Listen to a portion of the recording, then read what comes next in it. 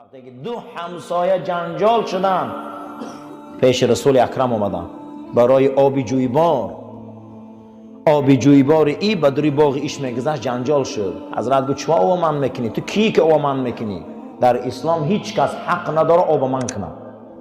گفت من بدوری باغت گذره. گفت فردا وی اعلان کرد که این انسان که خیش رسول اکرم پشتیش گرفت.